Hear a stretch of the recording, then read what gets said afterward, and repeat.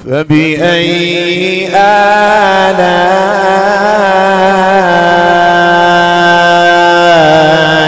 ربكما تكذبان؟ کل اللہ تبارک و تعالی نے مومنین اور کافر کا جو حال ہے یہ کھلے الفاظ میں بیان فرمایا کہ ان کی چال ایسی ہے کہ وہ اپنے منہ کے بل اوندھے چلتے ہیں، نہ انہیں سفر کا پتہ، نہ راستے کا پتہ، نہ ہی منزل کا پتہ۔ اس کے مقابلے میں مومن کا پھر ذکر ہوا کہ وہ اپنے پیروں کے بل چلتے ہیں، وہ اپنی آنکھیں کھلی رکھتے ہیں، وہ اپنی زندگی کے مقصد کو بھی جانتے ہیں کہ انہوں نے اپنی اس چھوٹی سی زندگی میں اپنے رب کو راضی کر کے ہمیشہ کے لیے جنت میں رہنا، اس مقصد کو وہ جان کر کے اپنی زندگی گزارتے ہیں۔ ایک بار یہاں پھر اللہ تبارک و تعالیٰ ان کافروں کے لیے تنبیہ اور ان کے لیے ایک وعید، اللہ تبارک و تعالیٰ ان کافروں کو تنبیہ فرما کر پھر ایک مرتبہ کہتا ہے کہ محبوب آپ ان سے کہیے کیا، قل هو الذی انشأکم، تم فرماؤ وہی ہے جس نے تمہیں پیدا کیا۔ محبوب آپ ان کافروں سے کہیں کیا، هو الذی انشأکم، تم جس رب کے منکر ہو، جس رب کو نہیں مانتے ہو، هو الذی انشأکم، اسی نے تمہیں پیدا کیا، تو پھر جس رب نے تمہیں پیدا کیا پھر اس کو مانو۔ پھر آگے ارشاد فرمایا جاتا ہے کہ صرف تم کو پیدا نہیں کیا، صرف زندگی ہی نہیں دی، وَجَعَلَ لَكُمُ السَّمْعَ، اور تمہارے لیے کان بنا دیے جس سے سنتے ہو۔ پھر دوسرا وَالْأَبْصَارَ، تمہیں آنکھیں عطا کر دی جس سے دیکھتے ہو، وَالْأَفْئِدَةَ، تمہیں دل عطا کر دیا جس کے ذریعے سمجھتے ہو، قَلِيلًا مَا تَشْكُرُونَ، لیکن تم بہت کم شکر ادا کرنے والے ہو۔ اتنی ساری نعمتیں ملے تو بندہ بہت زیادہ شکر کرنے والا ہوتا ہے، لیکن اللہ خود ارشاد فرماتا ہے اے کافروں اور اے ہماری آیتوں کے منکروں، تم سب سے کم شکر ادا کرنے والے ہو، میری نعمتوں کا شکر ادا کرنے والے نہیں ہو۔ اس کو تھوڑا سا سمجھیں اس انداز سے کہ نبی اکرم نور مجسم صلی اللہ تعالی علیہ وسلم کو حکم دیا اے حبیب آپ مشرکین سے فرمائیں کہ اے کافروں، جس خدا کی طرف میں تمہیں دعوت دیتا ہوں، جس خدا کی طرف میں تمہیں بلاتا ہوں، وہ وہی ہے جس نے تمہیں پیدا کیا، جس نے تمہیں زندگی عطا کی ہے، اور اس نے تمہارے لیے کان بنائے تاکہ تم اللہ کی آیتوں کو سنو، تاکہ تمہارے کان اللہ کی آیتوں کو سنیں اور اس سے نصیحت حاصل کرے۔ پھر اس نے تمہارے لیے آنکھیں بنائی، کیا کام ان آنکھوں کا؟ اس لیے تاکہ تم اللہ تبارک و تعالیٰ کی جو موجود کائنات ہے نا، اللہ نے جو کائنات بنائی اس کی ایک ایک چیز میں غور و فکر کرو، اس میں اپنی آنکھوں سے دیکھو اور دیکھنے کے بعد غور و فکر کرو تو پتا چلے کہ یہاں کی ہر چیز یہ بتاتی ہے کہ رب موجود ہے اور وہ ایک ہے، رب کے موجود ہونے پر دلالت کرتی ہے اور رب کے ایک ہونے پر دلالت کرتی ہے۔ اور اس کے بعد اس نے تمہیں دل عطا کیا تاکہ تم ان کے ذریعے اللہ تعالیٰ کی آیتیں جو کان سے سنی، پھر اللہ تعالیٰ کی جو چیزیں جو بنائی وہ آنکھوں سے دیکھی، اب دیکھی ہوئی اور سنی ہوئی ان دونوں چیزوں پر تم غور و فکر کرو، لیکن تمہارا حال یہ ہے کہ تم نے ان اعضاء سے فائدہ نہ اٹھایا۔ کیوں؟ کہ جو سنا اس پر عمل نہ کیا، جو دیکھا اس سے عبرت حاصل نہیں کی، اور جو سمجھا اس میں کبھی غور و فکر نہیں کیا، اور تم بہت کم شکر ادا کرتے ہو کہ اللہ تعالیٰ کے عطا فرمائے ہوئے اعضاء سے وہ کام نہیں لیتے جس کام کے لیے اللہ نے وہ اعضاء اور وہ پارٹ عطا فرمائے ہیں۔ یہی وجہ ہے کہ تم کفر میں، تم شرک میں اور تم گمراہی میں مبتلا ہو۔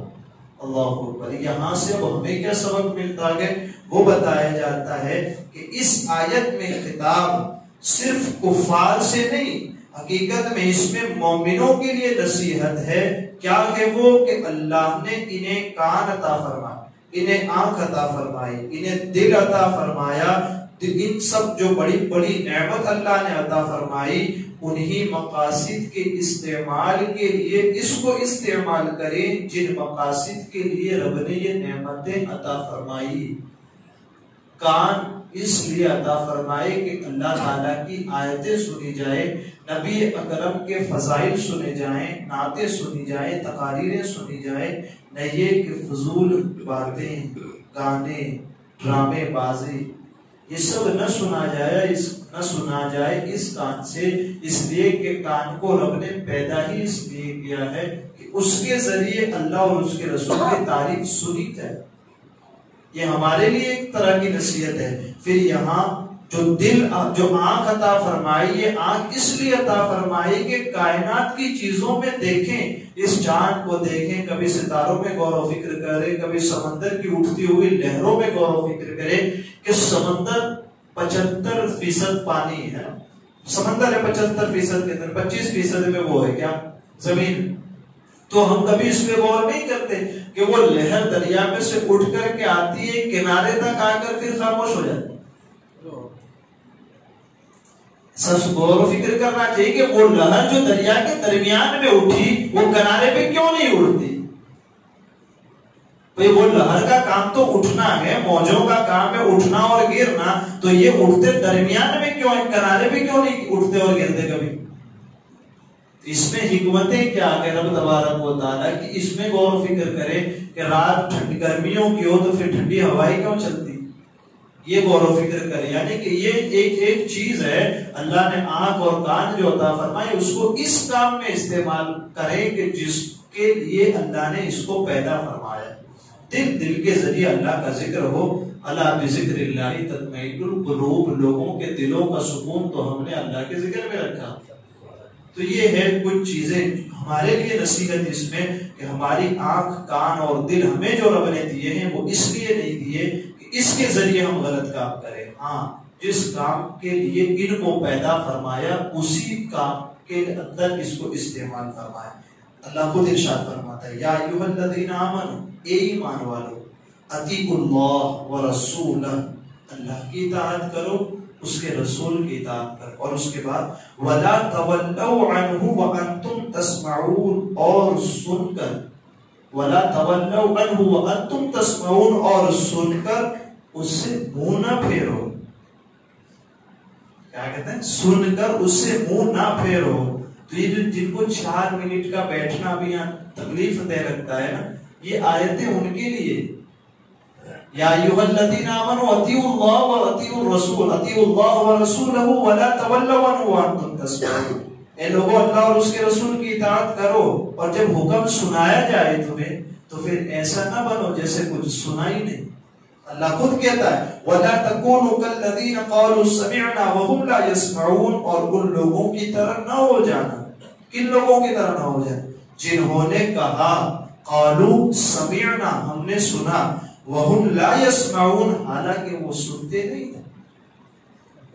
تو اس میں بھی ہمیں غور و فکر کرنے کی ضرورت ہے کہ اللہ اور اس کے رسول کے احکام بیان ہو تو قرآن خود اعلان فرماتا ہے، پھر یہاں ہمارا رویہ کون سا ہو؟ کان کا کام ہے سننا، آنکھ کا کام ہے دیکھنا، تو جہاں اللہ اور اس کے رسول کا حکم بیان کیا جا رہا ہو تو کان تو ہے ہی سننے کے لیے اللہ اور اس کے رسول کا حکم، تو مومنوں کو خاص طور پر حکم دے دیا اللہ نے، اے ایمان والو ایسے نہ ہو جانا کہ سنو اور پھر تم منہ پھیر کر کے چلے جاؤ۔ پھر دوسری ایک آیت میں اللہ ارشاد فرماتا ہے وَمَا كُنْتُمْ تَسْتَطِيعُونَ أَن يَشْهَدَ عَلَيْكُمْ سَمْعُكُمْ وَلَا أَبْصَارُكُمْ وَلَا جُلُودُكُمْ وَلَكِنْ ظَنَنْتُمْ أَنَّ اللَّهَ لَا يَعْلَمُ كَثِيرًا مِّمَّا تَعْمَلُونَ، اور تم اس بات سے چھپ سکتے تھے، اور تم اس بات سے نہیں چھپ سکتے تھے کہ تمہارے خلاف تمہارے کان، تمہارے خلاف تمہاری آنکھیں، تمہارے خلاف تمہاری چمڑیاں اور تمہاری کھالیں گواہی دیں، لیکن تم تو یہ سمجھ بیٹھے تھے کہ اللہ تمہارے بہت سے کاموں کو نہیں جانتا۔ سمجھ رہے ہیں؟ اس کو سمجھنے کی کوشش کریں کہ جب گناہ کرتے ہیں نا تو ہم کیا سمجھتے کہ اللہ آپ کو نہیں دیکھتا، تو اللہ یہاں یہ ارشاد فرماتا ہے کہ تمہارے خلاف تمہارے کان گواہی دیں گے، جس کان سے سنتے تھے وہی کان بولیں گے، تمہارے خلاف تمہاری آنکھیں گواہی دیں گی، تمہارے خلاف تمہاری یہ جلدیں گواہی دے گی، کھالیں بولے گی مولا اس نے یہاں چھپ کر کے گناہ کیا. پھر گناہ کرتے وقت اس کے دل میں یہ خیال تھا کہ میرا رب مجھے نہیں دیکھ رہا. اللہ تعالیٰ نے سب واضح اور کھول کر کے قرآن میں بیان فرما دیا کہ بندو تم ابھی نہیں سمجھتے لیکن قبر میں جب پہنچو گے تب سب سمجھ جاؤ. پھر وہاں بھی اگر کچھ سمجھنا باقی رہ گیا ہوگا تو قیامت میں پہنچ کے یقیناً سب کچھ سمجھ جاؤ. تو وہ گھڑی آئے شرمندگی کی، اس سے پہلے ہمیں سمجھنے کی یہ زندگی عطا کی ہوئی ہے، اس میں سمجھ جائیں تو پھر قبر بھی کامیاب ہے اور آخرت بھی کامیاب. کہ اللہ تعالیٰ ہمیں اپنی دی ہوئی یہ ہر ایک نعمت کو اس کے مقصد میں استعمال کرنے کی توفیق عطا فرمائے. کہ کان جس چیز کے لیے دیا اس سے وہی کام ہو، آنکھ جس چیز کے لیے دی اس سے وہی کام ہو، دل جس چیز کے لیے دیا اس سے وہی کام ہو. اللہ تعالیٰ ہمیں آپ کو کہنے سننے سے زیادہ علم اور عمل کی توفیق عطا فرمائے. قرآن مقدس کی آیتوں کو سیکھنے، سمجھنے، اس کے ترجمے تفسیر میں غور و فکر کرنے، دل میں بسانے، یاد رکھنے، دوسروں تک پہنچانے کی بھی اللہ عز و جل توفیق عطا فرمائے. ہمارے کہنے میں، سننے میں، عملاً سہون کوئی خطا ہوئی ہو اللہ عز و جل